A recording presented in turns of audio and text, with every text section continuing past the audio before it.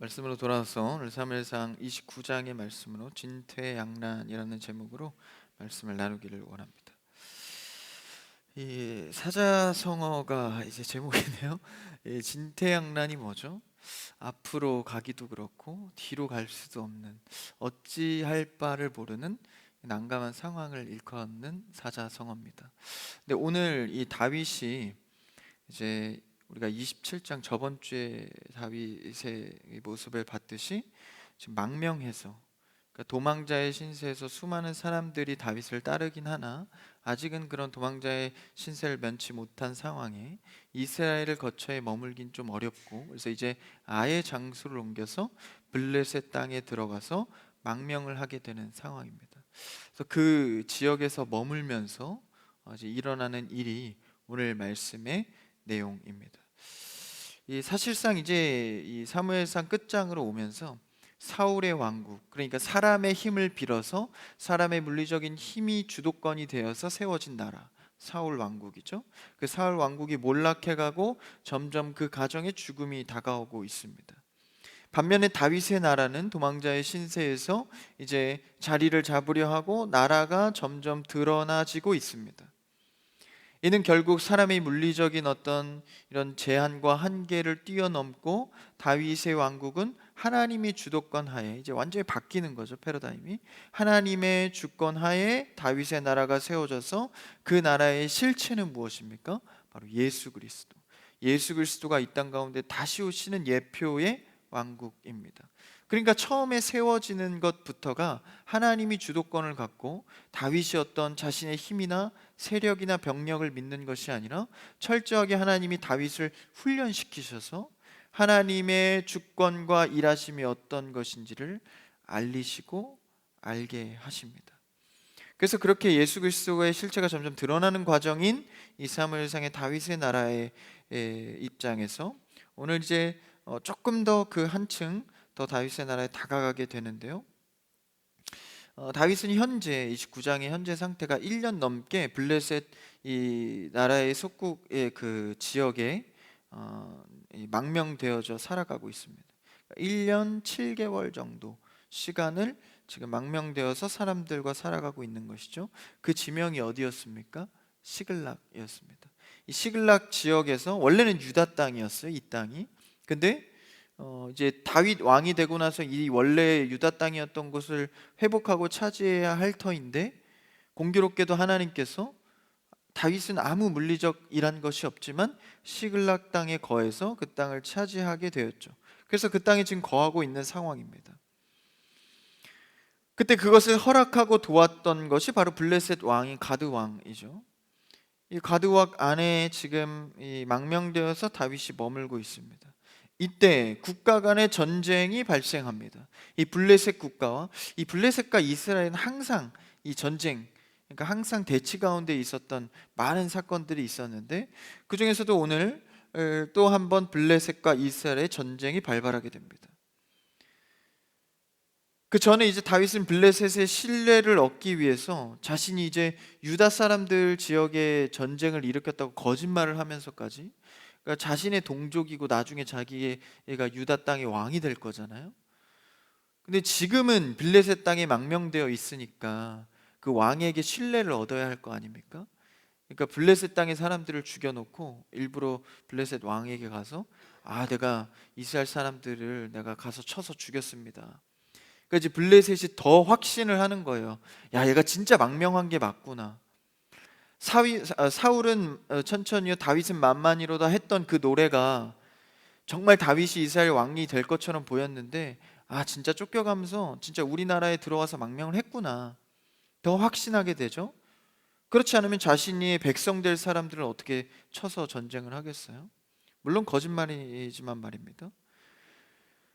그래서 그렇게 왕의 신뢰를 얻어서 1년 7개월 동안 이렇게 지내게 됩니다. 그 가운데 이제 공교롭게 블레셋이 이스라엘과 전쟁을 일으키게 되는 것이죠. 이때 다윗의 입장이 굉장히 난감한 겁니다. 그러니까 블레셋의 신뢰는 얻어서 이제 망명되어서 잘 거처하고 있는데 이스라엘과 전쟁이 난 거예요. 그러니까 하나님의 약속 속에서는 다윗 자신도 왕이 세워질 것을, 유다 지역, 이스라엘 지역의 왕이 될 것을 알고 있는데 갑자기 전쟁이 나니까 야, 이거 블레셋 왕이 신뢰는 얻어놨는데 내가 전쟁에 가서 진짜 이스라엘을 치는 그런 사람이 되어야 할까? 아니면 지금이라도 조금 이스라엘 편에 다시 가야 하는가? 아마 갈등이 컸을 것입니다.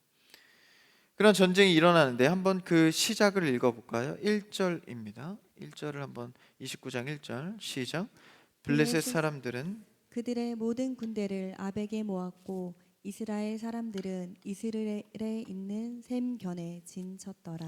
이제 블레셋 사람들이 이제 전쟁을 시작한 겁니다. 그래서 군대를 모아서 이제 아벡이라는 지역에 모았고, 이제 이스라엘 사람들도 이제 전쟁을 해야 되니까 이스라엘이라는 지역의 셈 곁에서 진을 쳤습니다.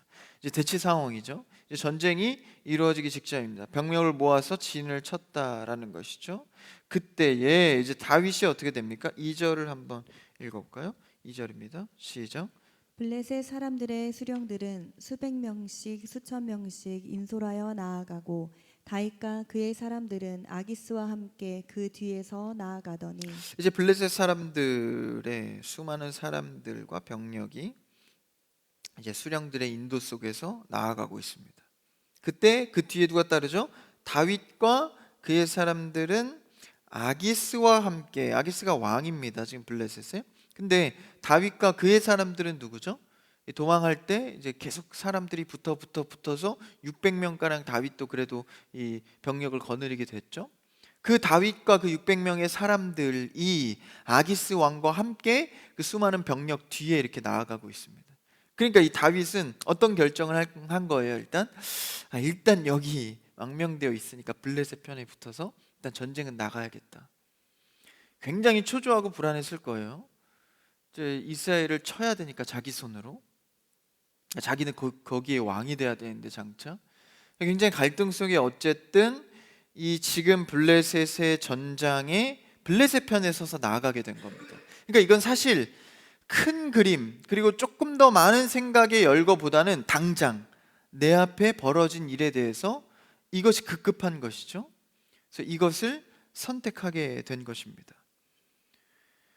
그래서 블레셋 군대와 함께 다윗과 그의 사람들은 이 아기스 왕 병력의 뒤를 따르게 됩니다. 어찌 보면 이 망명객이었던 다윗은 얼떨결에 블레셋 군대가 다 따라가니까 출정할 수밖에 없었을 것입니다. 그래서 아기스 왕 역시도 철저히 다윗을 믿고 있었기 때문에 뭐 별다른 의심 없이 함께 동행을 한 것이죠. 다윗도 쉽게 거절할 수 없었을 것입니다. 이 당시에는 이 블레셋이 5개의 국가로, 그러니까 5개의 시티로 이루어져 있었기 때문에 물론 아기스가 그 전체를 다스리는 블레셋의 왕이긴 했으나 사실상 5개의 도시가 하나로 된 연합이기 때문에 모든 결정들을 아기스가 할 수는 없었습니다. 그 각 도시의 대표들이 있었기 때문이죠. 그래서 그러한 상황에 하나의 시비가 걸립니다. 한번 3절을 읽어볼까요? 3절입니다. 시작. 블레셋 블레셋 사람들의, 사람들의 방백들이 이르되 이 히브리 사람들이 무엇을 하려느냐 하니 아기스가 블레셋 사람들의 방백들에게 이르되 이는 이스라엘 왕 사울의 신하 다윗이 아니냐 그가 나와 함께 있은지 여러 날 여러 해로되 그가 망명하여 온 날로부터 오늘까지 내가 그의 허물을 보지 못하였노라. 이제 블레셋 사람들의 방백들, 그러니까 이 5개의 도시 중에 4개의 도시의 방백들이겠죠. 한 곳은 이제 아기스 왕인데 전체 대표기도 합니다. 그러니까 그러한 4-5명의 방백들이 블레셋에게 따져 묻는 거예요. 3절에 보니까 야, 이 사람은 히브리 사람이 아니냐. 히브리 사람. 그러니까 여기서 말하는 이제 히브리 사람이라고 한 것은 물론 지칭하는 것도 있지만, 그래서 이스라엘 사람이라고 안 하고 히브리 사람이라고 한 것은 조금 비하하는 발언입니다. 그러니까 우리도 뭐 이런 얘기 죄송합니다만 일본 사람들에게 좀 감정이 그래도 있잖아요. 요새는 좀 많이, 요새도 있어요. 그래서 외놈들 뭐 이러지 않습니까?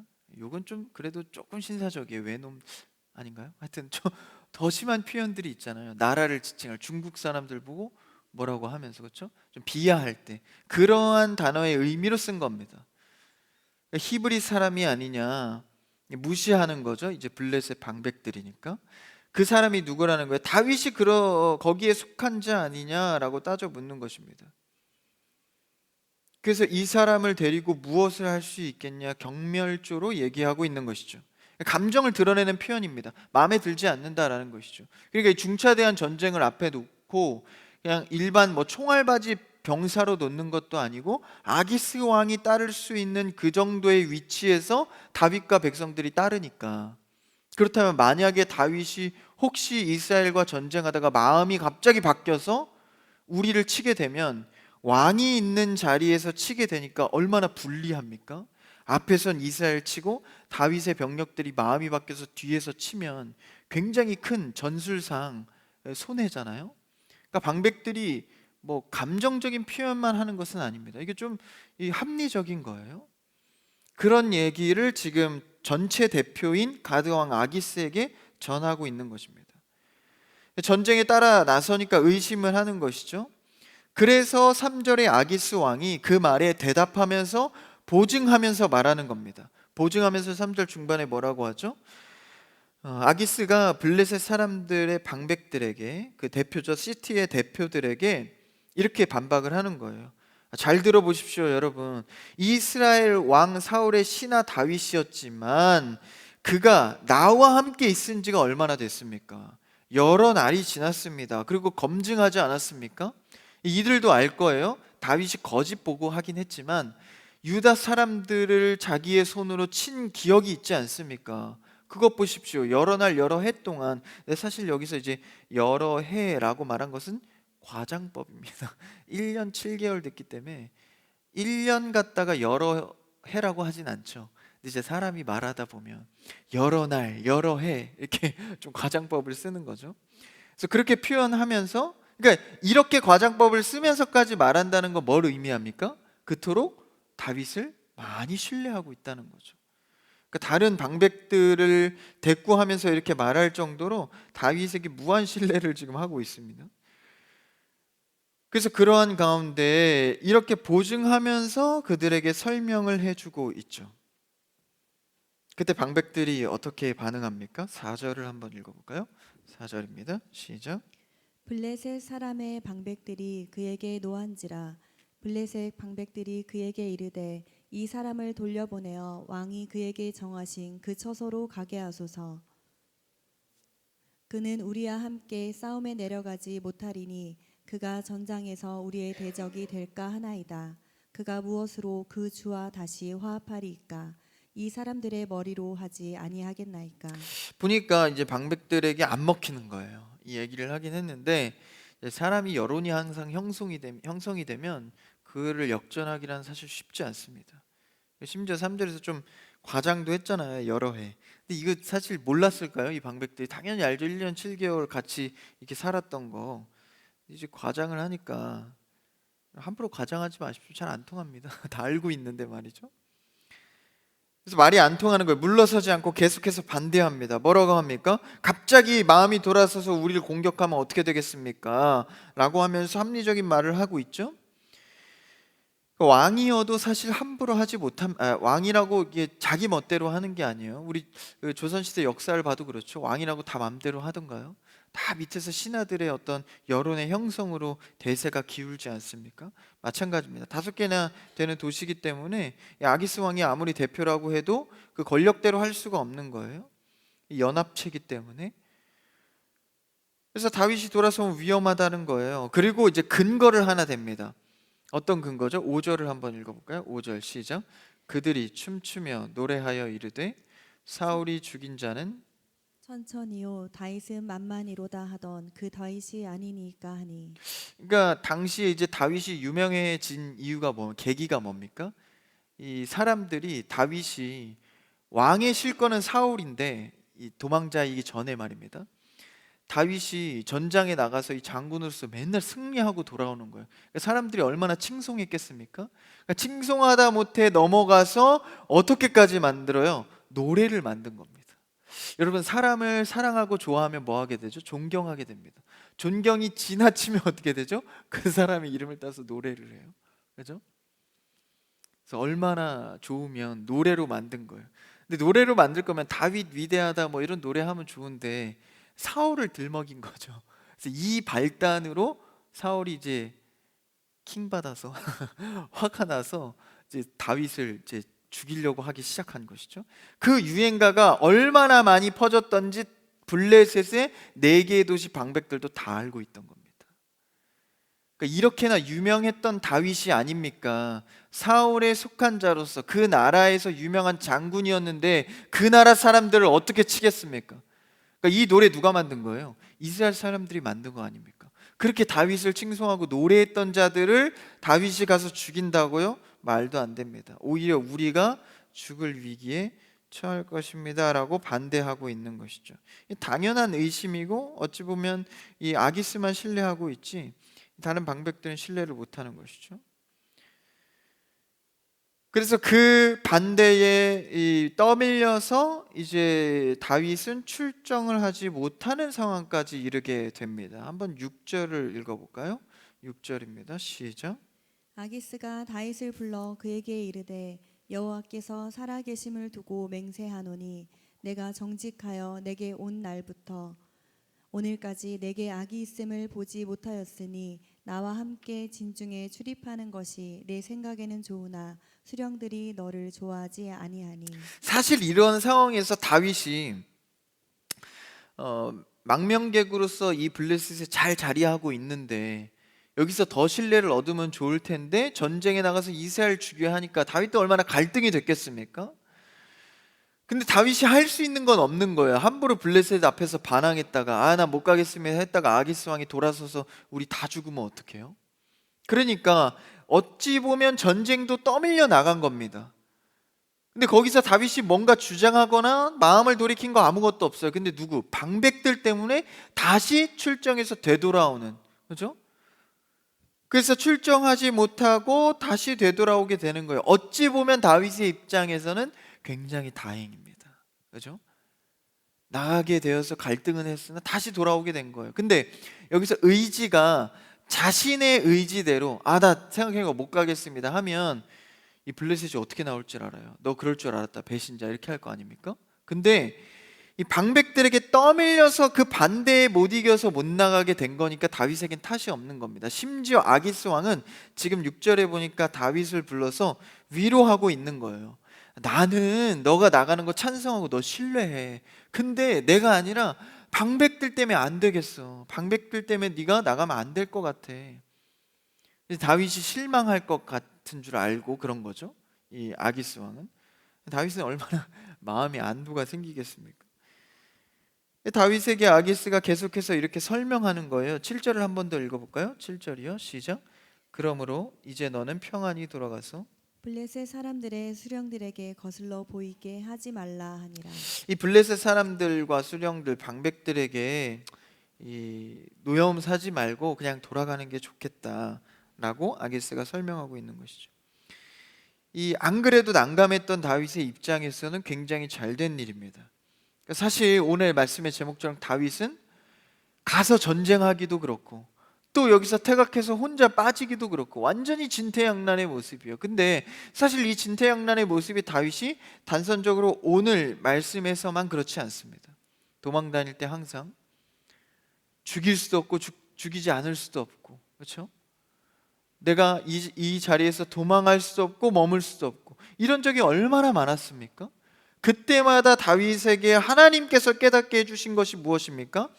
네가 앞으로 갈 수도 없고 뒤로 갈 수도 없을 때 정말 아무 대책도 없고 힘이 없다고 딱 느꼈을 때 그때서야 비로소 하나님의 일을 정확하게 보게 되었다라는 것이죠. 여러분, 우리의 힘을 조금 빼는 것이 아니라 아예 내 힘을 내려놓았을 때만이 하나님의 일을 선명하게 볼 수 있습니다. 그래서 성경에 늘 하나님께서 이야기하시는 패턴이기 때문에 때로는 내가 안 내려놓으면 하나님께서 억지로 내려놓게 하시죠. 그래서 여러분 그런 간증들 많이 들어보셨죠? 육체의 질고가 갑자기 생겨서 뭐 하반신 마비가 된달지 사지가 멀쩡하다가 갑자기 마비가 된달지 극단적인 몸의 육체에 어려움이 왔을 때 이 신앙인들은 그때서야 비로소 여태까지 내 힘으로 살았던 것이 아니구나. 하나님이 한번 치시면, 하나님의 결제 안 하시면 내 힘으로 할 수 있는 것이 없구나를 깨닫게 됐을 때 하나님의 일들을 더 명확하게 보게 되는 것이죠. 그게 인간의 한계입니다.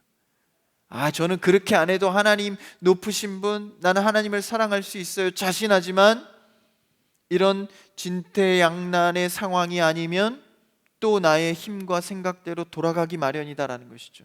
다윗도 정말 이제 도망자의 신세 속에서 수년이 지나니까 정말 성숙했구나라는 장면이 있었지만 바로 다음 장에서 인본주의적인 모습을 보게 됩니다. 그래서 하나님은 다윗의 인생 전체 동안 계속해서 진퇴양난의 상황을 그에게 던져줍니다. 다시 깨닫게 되는 거죠. 그래, 맞아. 내 힘이 빠졌을 때 하나님의 힘을 볼 수 있지. 그래, 내가 할 수 있는 것은 없지라는 것을 깨닫게 하십니다.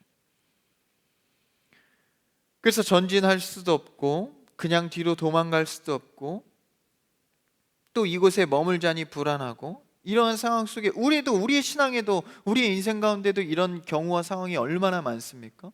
이러지도 못하고 저러지도 못하는 상황, 심지어는 무엇을 내가 해야 될지 전혀 모르겠는 그 상황, 시간만 가고 있어서 불안했던 그 나의 상황, 어쩌면 좋죠? 이런 상황에 하나님께서 우리에게 하실 일들을 우리는 정확하게 보게 된다라는 것입니다. 자신의 의지와 상황 상관없이 일이 진행되는 것이죠. 오늘 다윗을 보니까 물론 이제 떠밀려서 전쟁에 출정하긴 했어요. 그랬다가 또 떠밀려서 방백들에게 떠밀려서 또 출정을 못합니다. 그 가운데 다윗이 말한 게 있나요? 다윗이 어떤 행동을 했다 말했다라는 언급이 전혀 없습니다. 그러니까 다윗은 가만히 있었지만 상황과 환경 가운데 하나님의 일하심 속에 진행되어져 가고 있는 것이죠. 오히려 전쟁도 참여 안 하게 된 것과 더불어 아기스의 마음도 더 얻게 됩니다. 그렇죠? 6절에 보니까 막 아기스가 위로를 하잖아요, 다윗에게. 그러니까 아기스의 신뢰까지 더 얻게 된 거예요. 오히려 아기스가 왕이 이 다윗에게 설명하면서 구구절절 미안해하지 않습니까? 걱정했던 것 이상으로 일이 해결되어져 가는 겁니다. 누가요? 하나님과 더불어 사는 다윗이 말입니다.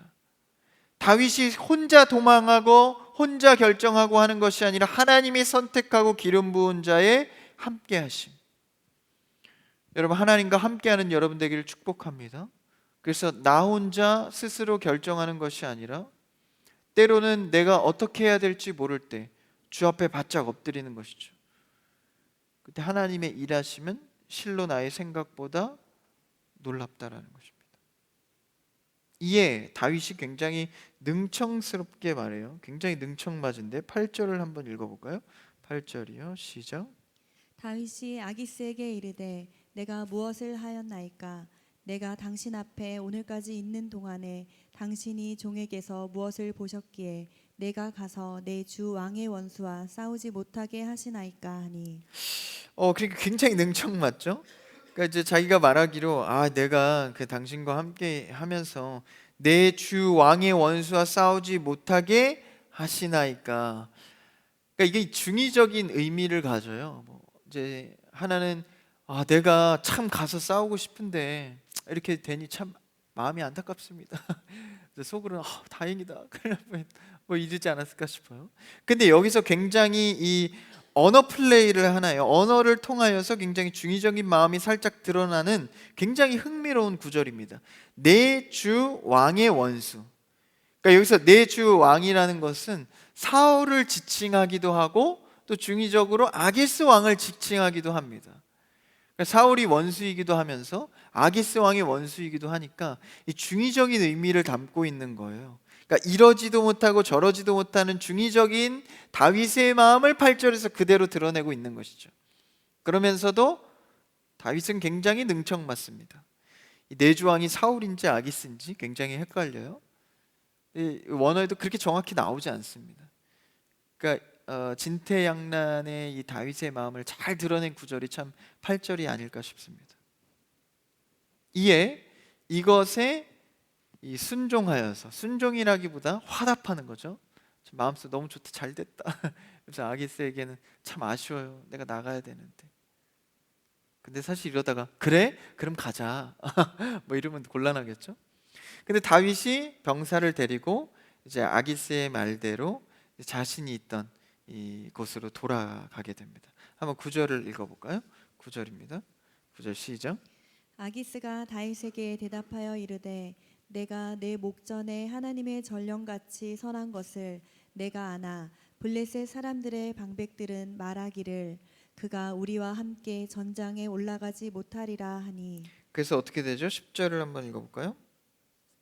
그런즉 너는 너와 함께 온 내 주의 신하들과 더불어 새벽에 일어나라 너희는 새벽에 일어나서 발거든 곧 떠나라 하니라. 이제 아기스 왕이 다윗에게 새벽 일찍 떠나라, 결정한 거 이제 빨리 떠나라 이렇게 얘기를 하는 거예요. 그래서 원래 있던 그 블레셋 구역의 이제 시글락으로 너희가 망명하여서 거하던 곳으로 가라라는 것이죠. 그래서 다윗이 어떻게 하죠? 11절을 읽어볼까요? 시작. 이에 네. 다윗이 자기 사람들과 더불어 아침에 일찍이 일어나서 떠나 블레셋 사람들의 땅으로 돌아가고 블레셋 사람들은 이스라엘로 올라가니라. 실제로 결국 다윗이 사람들을 데리고 아기스 왕과 방백들의 어떤 수많은 대화 속에서의 결과로 실제 떠나게 됩니다. 그래서 돌아오게 되죠. 그러니까 우리의 신앙은 전체의 그림, 하나님의 계획과 전체의 그림을 사실 이루어지기까지 보기가 쉽지 않습니다. 다윗이 이렇게 진짜 어떤 상황에서 이렇게 다시 시글락으로 돌아올지 꿈에나 알았겠습니까? 이제 출정했을 때 야 큰일 났다. 이스라엘 진짜 죽여야 되나? 죽이는 척만 해야 되나? 이 사람들과 도망가야 되나? 이 갈등 속에서 어떻게 이런 반전이 일어나리라고 생각이나 했겠습니까? 근데 사실 하나님의 큰 그림을 보면 다윗의 어떤 물리적인 행위로 이스라엘을 차지하거나 블레셋의 힘을 빌어서 자신이 왕이 되는 것, 사실 이렇게 다윗이 출정하면 블레셋을 힘을 빌어서 다윗 왕이 되는 거 아닙니까? 혹은 자신이 물리적으로 사울 왕을 죽여서 자신의 힘으로 왕이 세워지는 거 아닙니까? 그거는 절대 하나님의 계획상 될 일이 아닌 것이죠. 그럼에도 불구하고 실제 일이 그렇게 진행되어져 갈 때 다윗이 불안한 마음이 어떻게 해야겠습니까? 그럼에도 불구하고 하나님은 그 당연한 순리적인 상황을 역전시켜서 다윗을 돌아오게 만들었다라는 것이죠. 그러니까 하나님의 이 큰 그림과 큰 계획은 당장 일어나는 일 앞에서 예측하기가 쉽지 않습니다. 여러분도 당장 내가 해야 될 결정이 있고 손해볼 일이 있고 내가 이렇게 하지 않으면 불안한 마음이 있는데 어찌 하나님의 계획만 기다릴 수 있겠어요? 그러나 우리 성도들은 최소한 하나님을 믿는 믿음을 가진 사람들은 하나님이 하실 것을 믿음으로 기다릴 수 있어야 하는 것이죠. 가만히 있어도 하나님이 흘러가게 하셨다라는 것입니다.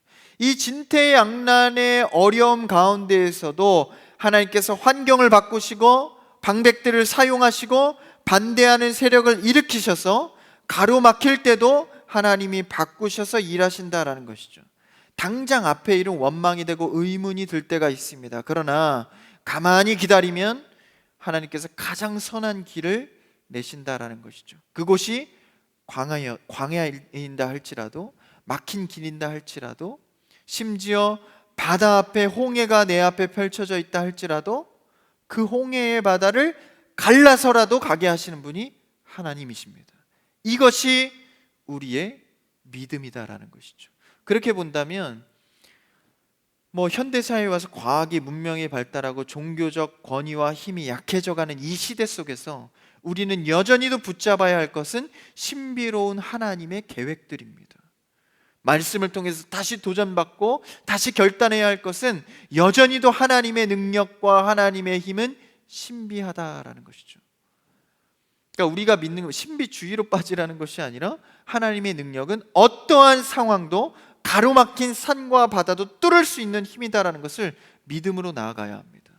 그게 우리의 믿음이다라는 거예요. 누가 봐도 이건 될 일이 아니다.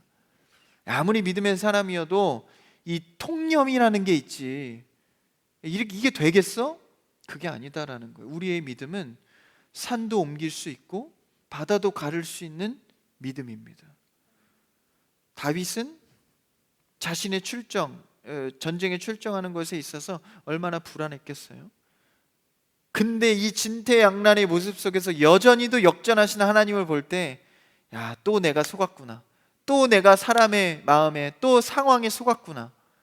역시 기름 부으신 하나님이 또 일을 해결하시는구나. 저의 신앙 같아요. 여러분의 신앙은 어떻습니까? 맞아, 하나님 믿음으로 하다가도 또 넘어지고, 그러다가 하나님의 일을 발견하면 맞다, 내가 왜 그랬을까 후회하게 됩니다. 그래서 이런 가로막힌 문을 여는 하나님께서 가만히 있어도 하나님의 뜻대로 흘러가게 하신다라는 것이죠. 그래서 어찌 보면요, 이 성도들은, 잘 들으십시오, 성도들은 많은 일을 하는 것보다 많은 일을 안 하고 기다리는 것이 성도의 일이 더 많은 것인지 모릅니다. 이게 뭐든지 막 분기탱천해서 이렇게 뭔가를 진취적으로 해야 성도 같고, 그렇죠? 뭔가를 많이 해야 성도 같지만 실제 성도의 소양은요, 많이 안 하는 것에 있을지 모릅니다. 내가 할 수 있는 것도 잠잠히 기다리고 절제하고 인내하고, 이 신앙의 덕목이 어찌 보면 하나님의 일을 더 많이 발견하게 된다라는 것이죠. 여러분, 우리는 청년의 때 신앙인으로서 무언가 많이 벌리고 많이 하는 것보다 많이 안 하는 청년 성도 되기를 주님의 이름으로 축복합니다. 절제하시고 인내하시고, 내가 안 하면 하나님의 하심을 볼 수 있다라는 것이죠. 그래서 우리가 많이 노력해도 막 뭔가를 하려 해도 안 될 때가 있지 않습니까? 하나님의 주권하에 하나님의 결제하심이 없으면 안 된다라는 것이죠. 그래서 뭐라고 말씀하시죠? 성령의 말할 수 없는 탄식으로 연약한 우리를 돕는다 말씀하십니다. 성령님께서 우리를 위하시고 우리의 간구를 들으시는 분께서 내 뜻대로 일하는 게 아니라 하나님의 뜻대로 일하여 주신다라는 것이죠. 내 뜻대로 했다면 12번, 20번, 30번도 망했을 우리이지만, 하나님의 뜻대로 했을 때 가장 좋은 길을 내시고 피할 길을 내신다라는 것입니다. 사실 우리가 지금 이곳에 앉아 있는 여러분의 지금까지의 인생을 돌아보건대 하나님이 건드시지 않은 사역이 무엇이 있겠습니까? 지금까지 온 것 주의 은혜라. 돌아보십시오. 여기까지 나를 이끌어 주신 것. 저도 아찔아찔할 때가 많아요. 끔찍할 때도 많고, 이때 주님이 도와주시 않았다면 내가 어떻게 됐을까? 지금까지 도우신 것 하나님의 은혜인 줄을 믿으시기를 축복합니다. 그 믿음 붙들고 나아가는 것이죠. 그래서 이렇게 돌이켜서 다윗이 이제 시글랏, 자신들이 거처했던 곳으로 돌아오게 됩니다. 근데 와 보니까, 오늘 읽진 않았지만 성경을 보십시오. 30장 1절에 보니까 한번 읽어볼까요? 같이요. 시작. 다윗과 그 사람들이 사흘 만에 시글락에 이른 때 아말렉 사람들이 이미 네겝과 시글락을 침노하였는데 그들이 시글락을 쳐서 불사르고, 이제 방백들의 반대로 시글락 자신의 진영으로 이제 다윗과 사람들이 돌아온 것까지는 좋았어요. 돌아와 보니까 끔찍한 일이 벌어진 겁니다. 그 시글락, 빈틈을 타서, 병사들이 빈틈을 타서 아이들이나 늙은이나 여인들을 겁탈하고 그 나라에 불사질러서 전쟁이 일어난 거예요. 근데 이제 남자 병력들이 없으니까 완전히 초토화가 된 것이죠. 이 거처에 와서 아말렉 사람들이 진을 치고 다 죽인 겁니다. 데려가고 죽이고 한 거예요. 근데 여러분, 이 비극 같지만 잘 한번 생각을 해보십시오. 만약에 다윗과 사람들이 출정한다고 사흘 동안 다른 지역에 가 있지 않았다면 어떻게 됐을까요? 아말렉이 쳐들어와서 시글랏 진영은, 다윗의 병력들은 다 죽었을 것입니다. 아니, 어쩌면 다윗 또한 죽었을지 모르는 것이죠. 그러면 다윗 왕은커녕, 그렇죠? 하나님의 왕국이 어려움을 당하는 것이죠. 그러니까 잠시 나갔다가 또 돌아오게 한 것, 이 모든 과정을 보십시오. 이것은 무엇입니까? 하나님의 이끄심 가운데 벌어지고 있는 일이다라는 것이죠. 나중에 후에 이 아말렉 전투가 다시 다 회복돼서 다 도로 뺏어오게 됩니다. 그러니까 이 모든 과정의 전쟁과 돌아오게 되고 반대하는 이 과정들이 어찌 사람이 계획하고 사람이 결정한다고 다윗의 뜻대로 되겠습니까? 이 모든 결제와 결정과 또 결과는 하나님 손에 붙들려 있었다라는 것이죠. 그래서 블레셋 전쟁 가운데에 돌아오게 된 것, 그리고 아말렉 사람들의 전쟁에 관여하지 않게 된 것, 이 다윗의 손에 피를 묻히지 않고 이런 일들이 이루어진 것, 이것을 어떻게 설명할 수 있겠습니까? 그리고 만약에 블레셋 전쟁에 나아가서 이제 이스라엘과 싸우면 거기서는 사울도 있을 거 아니에요? 사울을 죽였다라고 생각한다면 그 책임은 다윗도 면할 수가 없죠. 그렇죠? 전쟁에 참여하지 않았습니까? 다윗도. 그렇다면 사울을 죽이는 것에 일조한 것이기 때문에 다윗은 물리적으로 이스라엘을 차지한 왕이 되는 것입니다. 그럼 또 사울 왕국의 반복이 되겠죠. 인간적인 왕 말입니다. 근데 그로부터 하나님이 물러나게 하고 방백들을 사용해서 돌아오게 해서 물리적으로 죽여서 얻은 나라가 아니라 하나님의 주권대로 받은 나라. 할렐루야. 하나님의 주권대로 받은 나라.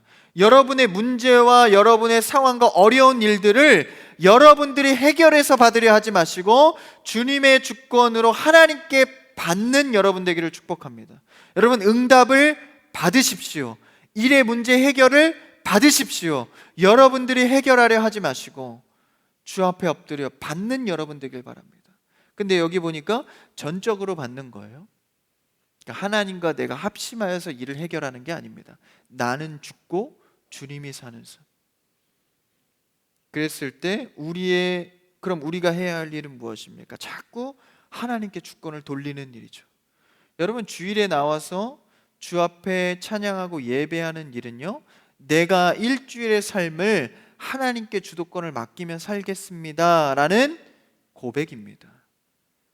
그러니까 이 시간 여러분이 발걸음한 것은 뭐 예배를 잘 드리든 못 드리든을 떠나서 여러분이 이런 행동을 했다는 것 자체가 하나님께 주권을 돌린다는 고백이 됩니다. 하나님이 얼마나 귀히 보시겠어요? 저도 여러분이 이렇게 귀한데. 그렇게 하나님의 주권대로 흘러갔을 때 드디어 다윗 왕국, 다시 말하면 예수 그리스도가 장차올 이 나라가 완성되어져 가는 거예요. 인간의 쟁취가 아니라 하나님의 주권으로 되는 것입니다. 하나님께서 다윗을 회군시키지 않았다면, 돌이키지 않았다면 어쩔 뻔했습니까? 하나님이 막으시고 다윗을 구별해서 가장 좋은 것을 주신다라는 것이죠. 여러분, 좋은 것을 주시는 하나님을 믿는 여러분 되길 축복합니다. 이것을 믿는 거죠. 좋은 것을 주시는 분. 이 믿음으로 나아갈 때 우리가 무엇이 두렵겠습니까? 그래서 다윗은 문제에만 매달리는 것이 단편적인 시각을 선택했지만 결국 하나님은 큰 그림의 하나님의 계획을 보게 하십니다. 그러니까 여러분, 작은 일에 너무 매달려서 전전긍긍하고 막 잠도 못 자고 소심한 분들, MBTI I이신 분들, 저 같은 분들 말입니다. 어떤 조금 일 벌어지면 막 집에서 잠 못 자고 막 전전긍긍하고 그러지 말라는 거예요. 왜요? 결국 단선적인 시각으로 끝나는 게 아니라 그 모든 퍼즐들이 맞춰서 하나님의 큰 계획, 선한 것을 보게 될 것이다 라는 것이죠. 그럼 막 고민만 할 게 아니라 지금은 어렵지만 하나님이 하시리라. 이때 아멘을 하셔야 되는데, 하나님이 하시리라. 할렐루야. 이 믿음으로 나아가는 것입니다. 이거 아니면 우리가 뭐로 담대하게 나아가겠어요? 그렇죠? 그래서 여러분들 잘 들으십시오. 때로는 살아가면서 신앙생활에서도 마찬가지고 학교생활, 캠퍼스, 가정, 직장에서 여러분이 성도로 살아갈 때 지독한 외로움을 맞닥뜨릴 때가 있습니다. 너무 외롭다. 나를 도와주는 이 하나 없고 내 마음 알아주는 이 없구나.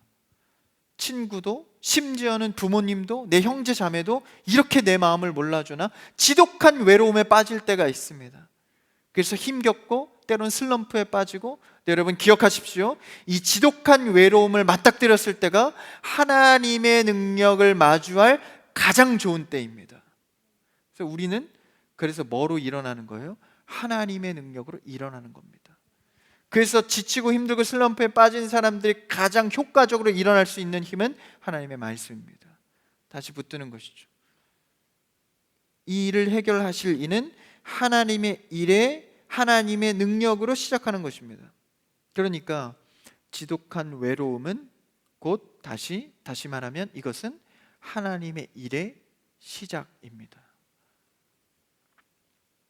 그래서 오늘 말씀을 묵상하면서 여러분들이 이런 어려움과 외로움과 고독을 맞이하게 된다면, 하나님께서 일하실 때이구나, 나를 통하여 시작하려는구나, 믿음으로 나아가는 여러분 되기를 축복합니다. 이 믿음이 결국 다윗을 인본주의적인 왕으로 세우는 것이 아니라 이제는 사울 왕에서 패러다임을 바꿔서 신본주의적인 예수 그리스도의 나라 다윗 왕으로 세우신다라는 것입니다. 우리도 하나님께서 세워주는 성도가 되기를 바랍니다. 내가 스스로 서는 것이 아니라 하나님께서 세워주는 주의 자녀가 되기를 바랍니다.